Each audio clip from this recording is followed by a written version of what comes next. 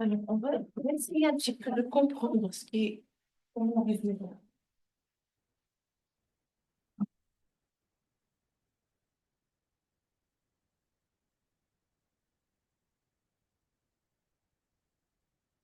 Je demande à l'utilisateur de faire entrer une valeur n. Supposons que l'utilisateur a fait entrer 4. Suivez s'il vous plaît. Alors, supposons que l'utilisateur a fait entrer à 4. D'accord? Alors, moi, j'ai besoin de faire quoi? J'ai besoin de parcourir tous les nombres jusqu'à le 4. Ça veut dire que je vais créer un contour, je peux l'appeler CP par exemple, qui va alors s'initialiser avec la première. بتيجي ندوزو للصحاب بتيجي ندوزو للصحاب بتيجي ما بتيجيش ندوزو للصحاب كتير خدمتي عشان بتيجي ندوزو للصحاب يلا كتبان معاك. Alors, alors, on va initialiser un contour. On peut l'appeler comme on veut. Par exemple, on peut l'appeler I. Alors, ce contour-là, il va commencer de 1, d'accord? Et il va parcourir la première fois la valeur de I sera 1. La deuxième fois, la valeur de I devient 2. La troisième fois, la valeur de I, 3. Et jusqu'à ce que la valeur de I devient 4. D'accord? Normalement, ce que je dois faire, c'est quoi? Avoir une somme de toutes ces valeurs-là. Alors, je peux initialiser une valeur S, par exemple, par le 0. Ça veut dire que la somme est égale à 0 au début. Il n'y a pas de valeur sur le 0. Mais au moment où je commence à faire les calculs, c'est à ce moment-là qu'il va la valeur on peut dire, récolter ou bien calculer la valeur de la somme, de S. Alors, normalement, la première valeur de S égale à 0. Alors, quand la valeur de I égale à 1, ce que je vais faire, c'est que la valeur de S, la valeur de somme, égale l'ancienne valeur de somme plus le 1, n'est-ce pas? Quand la valeur de I, le contour est sur le 1. Alors, je vais prendre l'ancienne valeur de S et je vais lui ajouter la valeur 1. Et puis, quand je passe pour calculer la valeur suivante, je prends toujours l'ancienne valeur de S. L'ancienne valeur de S, 0 plus 1, c'est combien? C'est 1. Alors, l'ancienne valeur de S plus quoi? Plus la valeur de plus 2. Comme ça. Et par la suite, je vais faire la nouvelle valeur de S égale l'ancienne valeur de S, c'est 3, plus le 3. Et à la fin, la nouvelle valeur de S reçoit l'ancienne valeur de S plus N, la valeur de N. D'accord? Alors, c'est comme ça qu'on va faire les traitements. Toujours prendre l'ancienne valeur, non. Toujours prendre l'ancienne valeur et lui ajouter la valeur suivante. Puisqu'on a de 1 jusqu'à 4, on va calculer la première fois le 1 plus l'ancienne valeur, le 2 plus l'ancien, le 3 plus l'ancien, jusqu'à N. Est-ce que c'est clair jusque-là? Hein? C'est clair jusque-là. D'accord. Alors, cette étape, cette formule, et on peut dire que c'est répétitif. Alors, ce que je vais faire, c'est quoi? Je vais changer les valeurs. Au lieu de mettre 1, 2, 3, je vais les remplacer par des variables. Je vais les remplacer par des variables. Alors, la valeur ici, de 0, c'est quoi? Représente quoi? Le 0, c'est quoi?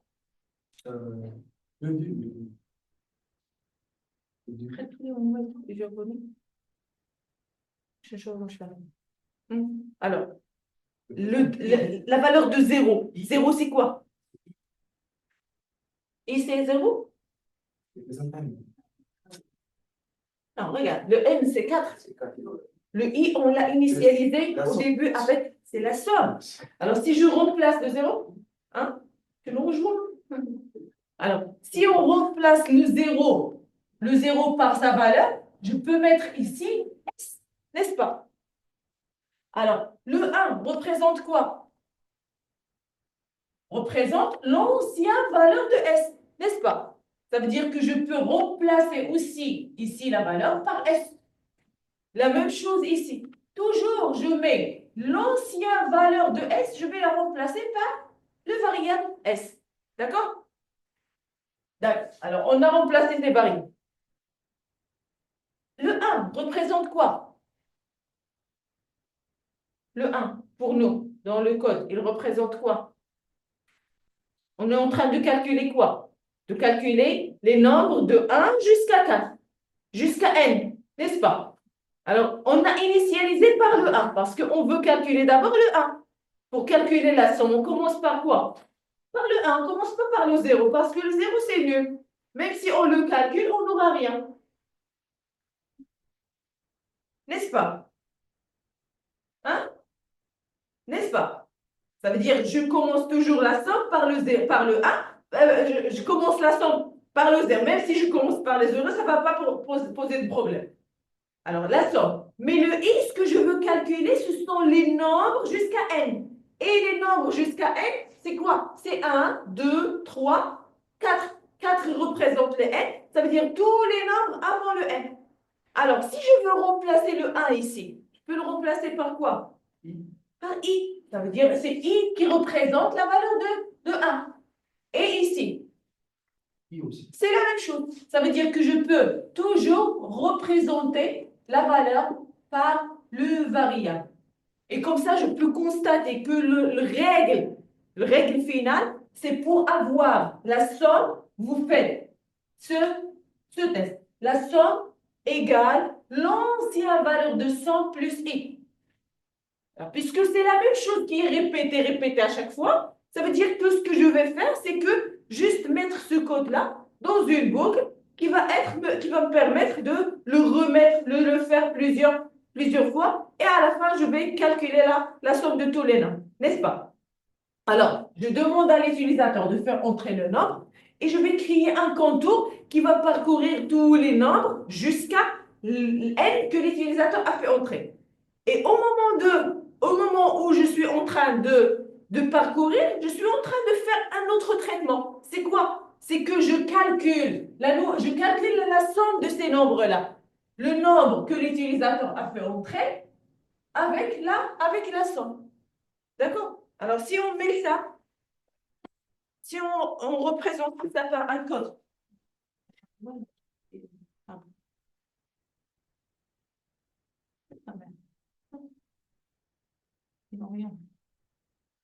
Alors, si je change tout ça en code,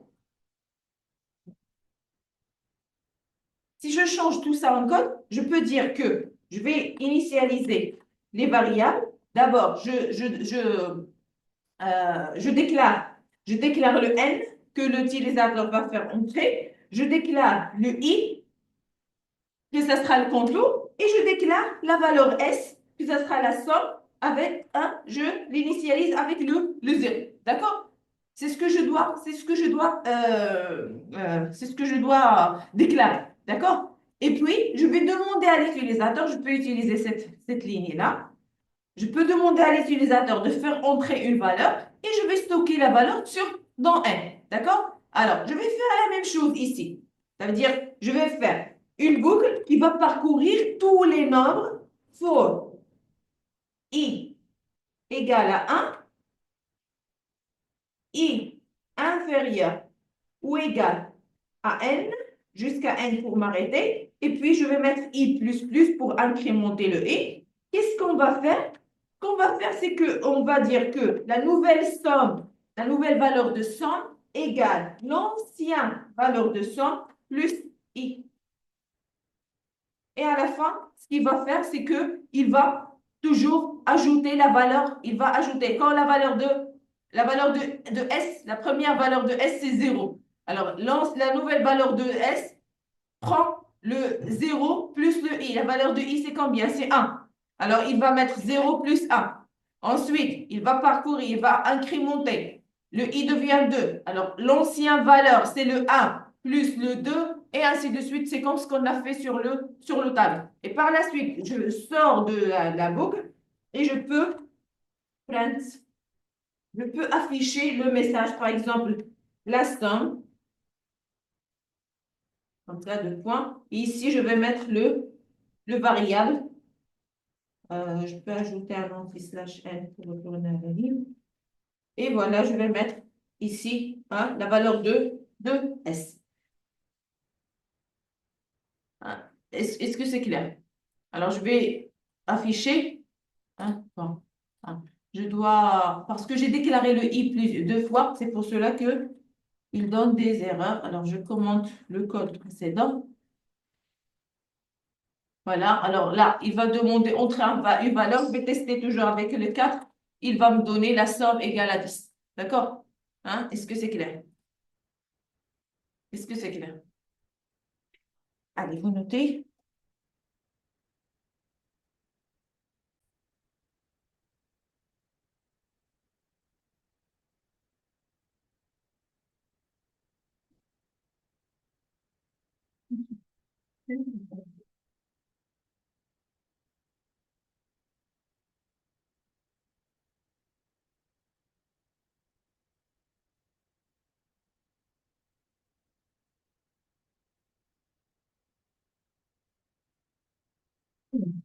On va voir, est-ce que un nombre est pair ou pas? On fait quoi? Normalement, pour savoir le nombre, est-ce qu'il est pair? Comment tu peux savoir qu'un nombre est pair ou pas? Hein? Pardon. Il faut le diviser par deux. Voilà. Alors, je vais prendre par exemple le 4 et je vais la diviser par 2. Alors, normalement 4. Ici, on a 2. Et ici, le reste, c'est 0. D'accord? Alors, si je prends par exemple 3 et je divise par 2, ici, je vais trouver 1. Et ici, je vais trouver combien? Je vais trouver 2. N'est-ce pas? Ça veut dire que pour savoir que le nombre est divisible par 2, il faut toujours trouver le reste de la division, que ça sera 0. Quand le reste de la division est 0, ça veut dire que c'est pair. Quand le reste de division est différent de 0, ça veut dire que c'est pas pair. Facile. Voilà. C'est ce qu'il faut faire. Il faut juste mettre, est-ce que le reste de la division est pair ou pas? Alors, on va voir comment mettre ça sur le code.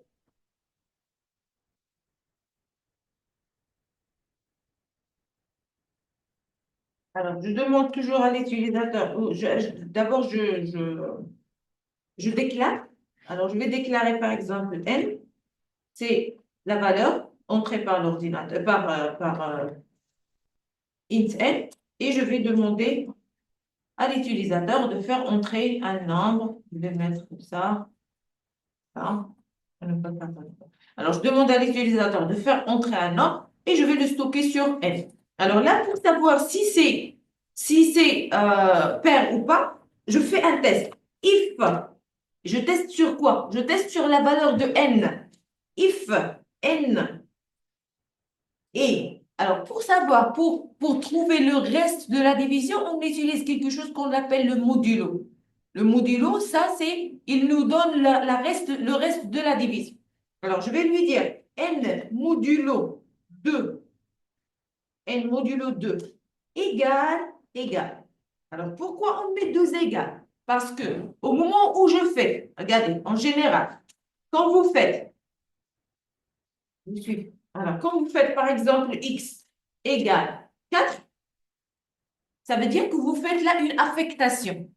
Vous donnez la valeur 4 au variable x.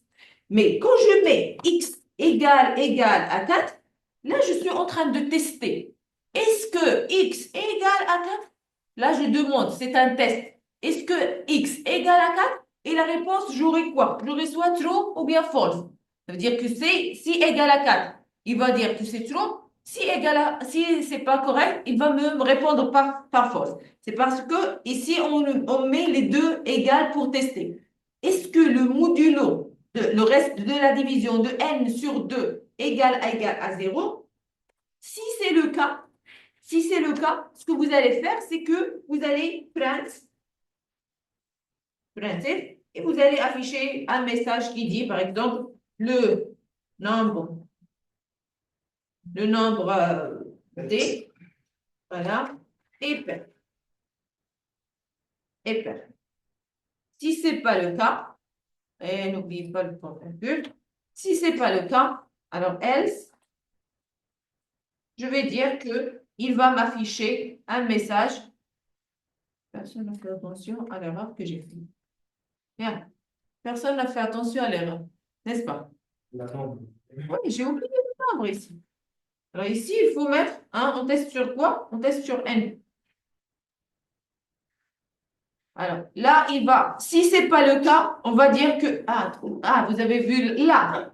C'est pas ça le problème. Le problème, c'est que j'ai oublié le n. Ça, c'est pas un problème qui va causer l'erreur. Moi, je pensais que c'est. Non, c'est pas un problème qui va causer l'erreur. C'est ça ce qui va causer l'erreur. Alors, on va dire que le nombre n n'est pas un nombre, ce n'est pas un nombre. Alors, vous faites attention au code. Alors, n'est pas pair. C'est bon. Alors, on va afficher pour tester. Alors, entrer une valeur. Si je fais entrer 4, il va me dire que le nombre 4 est pair. Et si je fais entrer, par exemple, le 7, il va me dire que le nombre 1.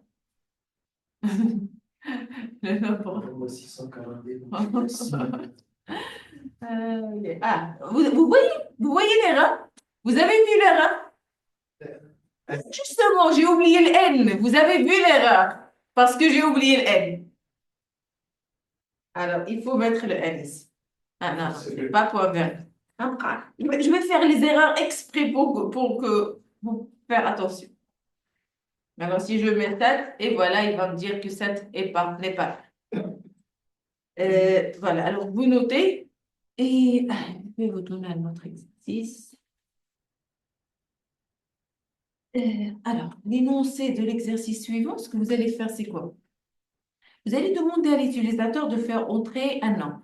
Supposons que, par exemple, x égale à, le nombre que l'utilisateur a fait entrer, c'est 1, 2, 3. D'accord?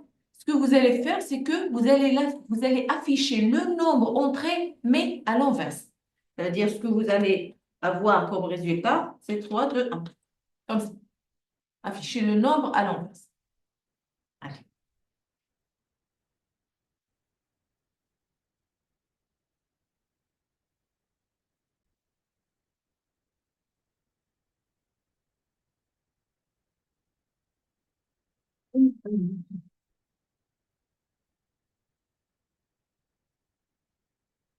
Je vais demander à l'utilisateur de faire entrer un nombre. Le nombre, par exemple, ça c'est le nombre. Alors, pour entrer ou bien avoir une valeur reverse, ou bien une valeur d'un variable inversé, je vais déclarer d'abord reverse. Alors, c'est ici que je vais stocker la nouvelle valeur. D'accord? D'abord, je vais initialiser la valeur par 0. D'accord? Et puis, je vais lui dire, vous allez prendre ce nombre-là. Si je prends le nombre et je divise par 10, qu'est-ce que j'aurai ici sur le résultat? Ici sur le résultat. Hein? Non, sans verbe. Je vais avoir quoi? 3. Et ici, c'est le 5. N'est-ce pas? Le 5, c'est le dernier nombre. Alors, je vais lui dire que le reste de la division, la nouvelle valeur de reverse, d'accord, égale l'ancienne valeur de reverse fois. Non, c'est pas ça. Alors, on va dire que reverse, il va prendre le reste de la division de nom. La nouvelle valeur. D'accord? La nouvelle valeur. Parce que l'ancienne valeur était 0. La nouvelle valeur sera le reste de la division. Alors, la valeur de reverse, c'est quoi? C'est 5, n'est-ce pas? Et puis, je vais lui dire que la nouvelle valeur de n reçoit le résultat de la valeur. N reçoit le résultat de la valeur. C'est quoi le résultat de la valeur? Hein? C'est le 23. Ça veut dire que voilà c'est n et voilà c'est 5. Alors, j'ai J'ai mis le premier nombre. Le dernier, ce qui était en dernier, je l'ai mis en premier. D'accord? Par la suite, je vais demander de faire le même traitement. Ça veut dire prendre le n et la diviser sur 10. Qu'est-ce que j'aurai ici? J'aurai le 2. Et ici, j'aurai le 3. Alors, je vais lui dire que la nouvelle valeur de x, la nouvelle valeur de, normalement, le reste, il doit être fois 10. Et puis, je vais lui dire d'ajouter encore une fois, ça veut dire l'ancien, regarde. Je vais lui dire que la nouvelle valeur de revers égale l'ancienne valeur. Ça, c'est revers premier. Ensuite, je vais lui dire que revers, la nouvelle valeur égale l'ancienne valeur fois 10 plus quoi? Plus la nouvelle revers. Non, ce n'est pas la nouvelle revers. لكن زي ما دخلنا في هذا plus ماشي le reste, c'est pas le reste, c'est le reste plus le reste de la division. Le reste de la division هو modulo ديال n على n modulo quoi 10. N'est-ce pas?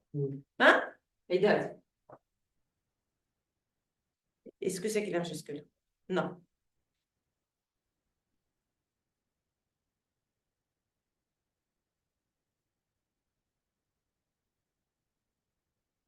J'ai déclaré n égale 1, 2, 3. Le résultat que je veux avoir, c'est du pesant R, c'est reverse, 1, R, je dois avoir 3, 2, 1. N'est-ce pas? C'est ce que je dois avoir. Alors, pour arriver à ce traitement, je vais faire d'abord, je vais initialiser le R par 0. Je vais dire que la valeur de R égale à 0 au début. Il est vide, je dois le déclarer, il a la valeur 0. D'accord. Et puis, je vais prendre le N, et je vais la diviser. Je vais la diviser sur 10. Alors, le résultat de N, 1, 2, 3 sur 10, ça va donner deux valeurs. Ça va donner le reste, le résultat, et ça va donner le reste. Moi, je vais prendre les deux. Alors, je vais lui dire, le résultat ici, c'est 12, le reste, c'est 3. D'accord? Vous allez utiliser ce 3 parce que c'est la valeur que je cherche. C'est ce que je veux avoir en premier lieu. Alors, pour arriver à ce nombre-là, je vais lui dire que la nouvelle valeur de R reçoit l'ancienne valeur de R fois 10, d'accord? Fois 10 plus le reste de la division. Si je mets 0 fois 10, ça va donner quoi? Ça va donner 0. Et si j'ajoute ici le 3, comment j'ai pu avoir le 3? Le 3, c'est quoi? C'est le reste de la division de n, le reste de la division de n sur 10. Alors, je vais remplacer le 3 par le reste de la division. C'est n modulo quoi? 10. Alors, cette valeur égale à cette valeur, c'est le 0, et cette valeur, c'est le 3. Ça veut dire que j'ai 0 plus 3. Ça veut dire que la nouvelle valeur de R égale à quoi? Égale à 3.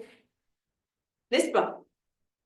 Alors, puisque j'ai divisé, là, la valeur de N, il a changé. Je dois la changer. Parce que si je reste toujours sur le même N, je vais répéter à chaque fois, répéter le même traitement. Ça veut dire que la valeur de N doit changer. Et je dois lui dire que la nouvelle valeur de N reçoit quoi? Reçoit cette division. C'est N sur 10. C'est ça N sur 10. C'est le résultat. Hein? C'est ça N sur 10. N'est-ce pas? Ça, c'est quoi? Alors, voilà, ça, c'est N modulo 10. Et ça, c'est N sur 10. Alors, ça, c'est le résultat. Et ça, c'est le reste de la division. Moi, je vais utiliser, comme j'ai dit, je vais utiliser les deux. Je vais lui dire que la nouvelle valeur de n reçoit n sur 10. D'accord? Alors là, c'est ça le n. Le n, il est devenu 12. Alors, je vais faire la même chose. Je vais faire le même traitement. Je vais lui dire que 12 divisé sur 10 reçoit quoi? Alors, ici, je vais avoir 1. Ici, je vais avoir 2. N'est-ce pas? Et je vais faire la même chose. Je vais lui dire que ça, c'est n modulo 2. Ça, c'est le reste de la division. On a dit quoi? Le reste de la division, c'est quoi? Pour avoir le deuxième nombre, on met l'ancienne valeur. La nouvelle n reçoit l'ancienne valeur fois 10, n'est-ce pas? Plus le n modulo 10. N modulo 10, c'est quoi? C'est 2. Ça veut dire, ici, si je mets 2, combien j'aurai? R reçoit quoi? Reçoit 32, n'est-ce pas? Et voilà, la nouvelle valeur de R, c'est quoi? C'est 32. Alors, ensuite, je vais refaire le même traitement. Ça veut dire le n, il va être divisé. La nouvelle valeur de n, c'est n divisé sur 10. Alors, la nouvelle valeur de n, là, c'est 1. Alors, je vais prendre le 1 et je vais le diviser par sur 10. Combien j'aurai ici? J'aurai 0. Et ici, j'aurai 1. Alors, je reviens ici. La nouvelle valeur de R reçoit l'ancienne valeur de n plus le reste de la division. Ah non, c'est fois 10. Fois 10 plus le reste de la division qui est 1. 32 fois 2 fois 10. C'est quoi? C'est 302. 320 plus 1, c'est 321. Et c'est ce que j'ai eu à la fin. Hein? Est-ce que c'est clair? Abdo, est-ce que tu me suis? Hein? C'est sûr? C'est clair ce que je viens d'expliquer? Pour tout le monde? Ouais. Alors, là, il faut obtenir un code avec tous ces calculs-là. Alors, on sait que, alors qu'est-ce qu'on va retenir? Que la nouvelle valeur, ce qu'on va prendre, c'est la nouvelle valeur de n reçoit toujours l'ancienne valeur de n divisé sur 10. D'accord? Et pour le r, on trouve toujours que pour le trouver, c'est R reçoit toujours l'ancienne valeur de R fois 10 plus le N modulo 10. C'est ça la formule. Oui, c'est ça la formule générale. Alors, pour trouver le N, c'est comme ça. Et pour trouver le R, c'est comme ça. C'est ce qu'on a fait. Le R fois 10. C'est ça le R. C'est ça le R. Le R, on a mis fois 10. Plus le N modulo 10. C'est ce qu'on a mis. Alors, le R, on l'a remplacé par le 0. Le N modulo 10, c'est 3. C'est ce qu'on a eu ici comme résultat. Et puis, on a refait la même chose. On a divisé, on a changé la valeur de N et on a divisé le N sur 10. La nouvelle valeur de N reçoit l'ancienne valeur de N divisé sur 10. Et puis, je vais lui dire que le R, la nouvelle valeur de R, reçoit l'ancienne valeur de S fois, c'est l'ancienne valeur, fois 10, plus le reste de la division. C'est toujours la même chose, c'est toujours la même formule qui se répète. Ça veut dire que sur le code, vous allez faire une boucle qui va permettre de faire quoi? De toujours changer la valeur de N et toujours changer la valeur de R. Comme ça, vous aurez toujours à la fin, vous aurez le R ou bien le nombre inversé. Hein? C'est clair? Alors, on va voir comment faire pour mettre le code. Je vais déclarer variable int n reçoit, par exemple, alors je vais tester par exemple un, 2, 3, d'accord? Et je vais, alors normalement ce que je veux faire c'est quoi? Je vais faire une boucle. Alors je vais faire une boucle pour faire le traitement plusieurs fois. Mais je dois m'arrêter quelque part. Quand je dois m'arrêter? Arrêter de faire quoi? De faire les calculs. On a trouvé les traitements qu'on va faire. Pour trouver le R, on fait le R fois 10 plus le N modulo 10. Et pour trouver le N, la nouvelle valeur de N, on prend l'ancienne valeur de N fois divisé sur 10. Mais là, pour faire regardez, pour 3 nombres, pour 1, 2, 3, j'ai fait le traitement combien de fois? Ça veut dire qu'il faut avoir une boucle qui va me permettre de faire ça, n'est-ce pas? Mais le boucle, il doit s'arrêter quelque part. Quand je vais m'arrêter? N plutôt, Exactement. Alors, je vais m'arrêter au moment où n reçoit 0. Ça veut dire ici, quand pardon, c'est ici. Quand le n reçoit 0, devient 0, c'est à ce moment que je vais m'arrêter. Il n'y a plus rien à diviser. Je ne peux pas diviser le 0 sur 10. Ça veut dire quand la valeur de n devient 0, c'est à ce moment-là que je vais m'arrêter. Alors, pour cela, je vais tester un autre type de boucle. Au lieu de voir le for qu'on a vu déjà, on va travailler avec le while, avec la boucle while. On a déjà expliqué, n'est-ce pas? Bien. Alors, on va travailler avec la boucle while. Alors, je vais lui dire while. While. Et je vais mettre je vais faire le test. Le test, c'est quoi? C'est que n, while n est différent de 0.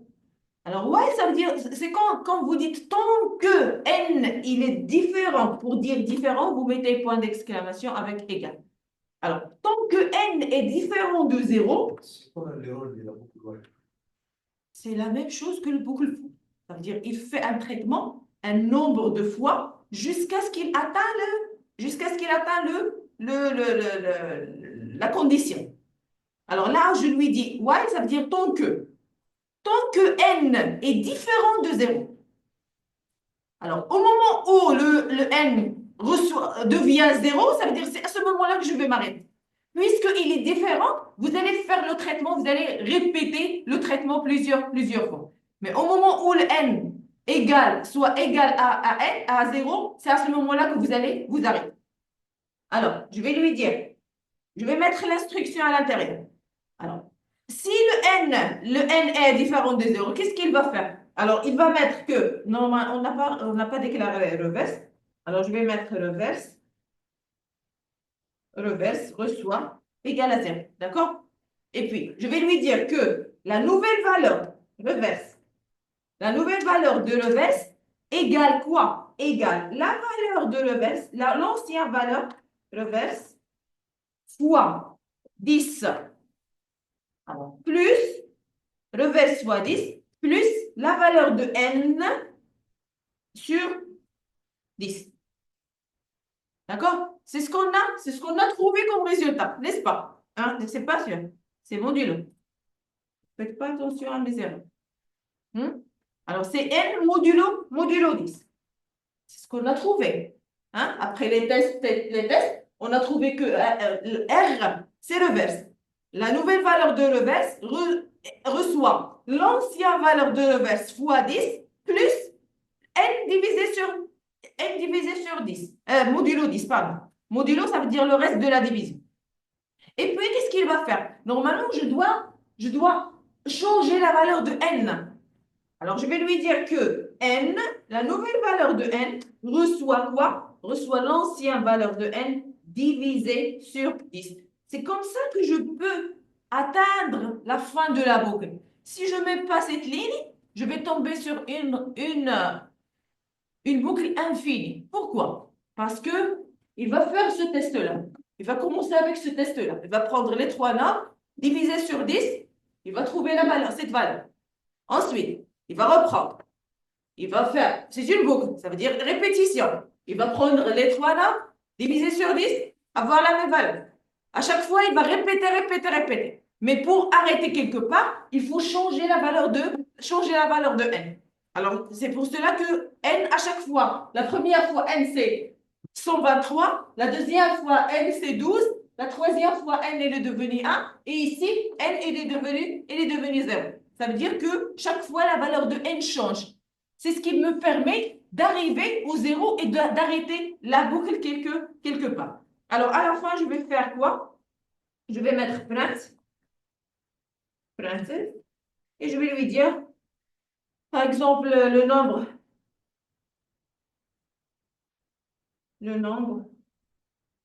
à l'inverse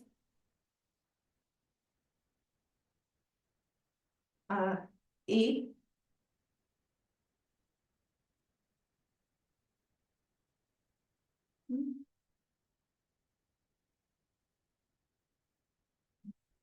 Et c'est reverse.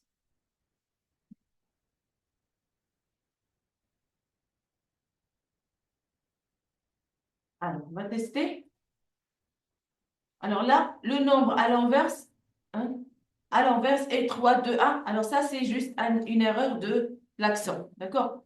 Alors, le nombre à l'inverse, c'est 3, 2, 1. Pourquoi? Parce que moi, j'ai déclaré au début que le nombre est 1, 2, 1, 2, 3. D'accord? Si je change ici le nombre, je vais par exemple trois autres nombres et je teste. Alors voilà, il va toujours me donner l'inverse de ce nombre. Alors ça, c'est ce qui cause l'erreur. À l'inverse, et voilà. Est-ce que c'est clair? Hein? C'est clair? Donc, n égale à n sur 10, ça c'est pour arrêter la condition. Non, c'est pas pour arrêter la condition. C'est pour changer la valeur. Parce que regarde, normalement, si je ne mets pas cette ligne-là, si je ne mets pas cette ligne-là, ce qui va se passer, c'est quoi? Il va entrer dans la...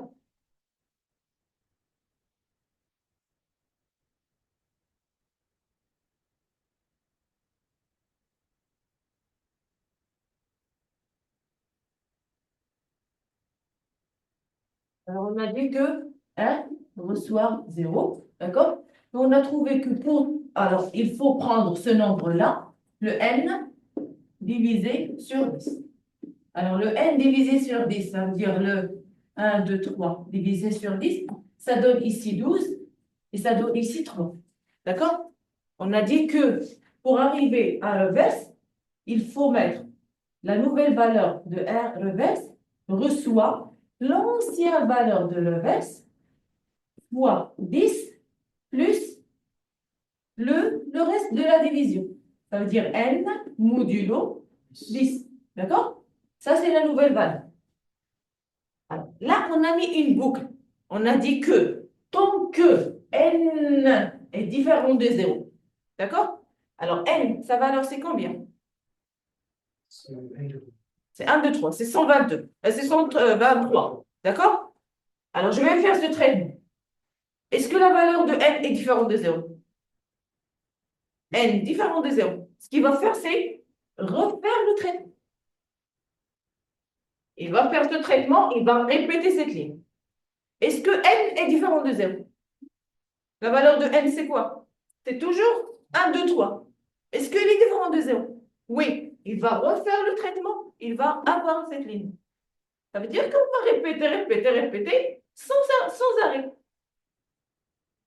On va répéter sans arrêt. On va arriver à trouver le 3, le premier nombre, mais on va s'arrêter là. Alors, il faut, parce que là, on a trouvé le premier nombre. On a besoin de trouver les autres nombres. Pour trouver les autres nombres, vous devez changer la valeur de n. Alors, ce qui était le n ici doit être le n ici. Ça veut dire que la nouvelle valeur de n, c'est 12. Cette fois-ci, je vais faire quoi? Je vais encore une fois faire le même traitement. Ça veut dire toujours, on met le n divisé sur 10. La nouvelle valeur de n reçoit n divisé sur 10. D'accord? Ça veut dire qu'on a changé la valeur de n. Il n'est plus le 1, 2, 3. Il est devenu 12. Et puis, on va faire le traitement. Ici, il va rester 1. Ici, il va rester 2. Il va prendre la valeur de 2. Il va la mettre sur le verse. D'accord? Et puis, on a besoin de changer encore une fois la valeur de n pour mettre 1 sur 10. Comme ça, j'aurai ici le 0 et j'aurai ici le 1. Enfin, j'ai arrivé au 0. Hein? Je vais faire le traitement pour arriver au 0. Parce que si je n'arrive pas à 0, je vais rester dans un boucle infini et on va rester là-bas sans faire le... Hein? Ça sera une boucle infinie. Comme ça. Est-ce que c'est clair?